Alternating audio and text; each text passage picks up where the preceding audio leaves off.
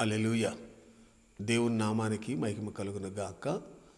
ఈ సమయంలో రక్షకుడైన యేసుక్రీస్తు నామములో వినుచున్న వారందరికీ ప్రత్యేకమైన వందనాలు తెలియజేస్తూ ఉన్నాను. ఈ సమయంలో దేవుని వాక్యాన్ని చదువుకుందాం. పరిశుద్ధ గ్రంథములో నుండి 118వ కీర్తన 26వ వచనాన్ని చదువుకుందాం. యెహోవా పేరట వచ్చువాడు ఆశీర్వాదము నొందునుగాక. దేవుడి వాక్యమును మన వినికిడిలో దీవించి భద్రపరచునుగాక. ప్రభునందు ప్రియ దేవుని బిడలారా, విశ్వాసులారా, దేవుని పేరట అనగా దేవుని నామాన్ని బట్టి ఆయనతో మనం కలిసి ఉన్నప్పుడు, ఆయనతో సహవాసం చేసినప్పుడు తప్పనిసరిగా మన జీవితాల్లో దేవుడు మనల్ని ఆశీర్వదిస్తాడని దేవుని వాక్యము ద్వారా తెలియజేస్తున్నాడు.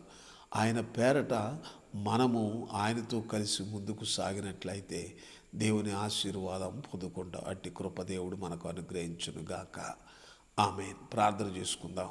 సర్వోన్నతుడా, సర్వశక్తిమంతుడా యేసయ్యా, మీకు వందనాలు.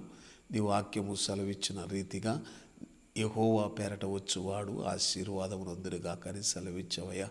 నీ పేరట అనగా నీ నామమున మేము ఈ లోకములో జీవించినప్పుడు ఆశీర్వదించబడతామని నీ వాక్యం ద్వారా మాకు తెలియజేసినందుకు వందనాలయ్యా. మా జీవితాల్లో మీ ఆశీర్వాదాన్ని ఇచ్చి నడిపించమని యేసు నామములో అడిగి ప్రార్థిస్తున్నాము తండ్రి.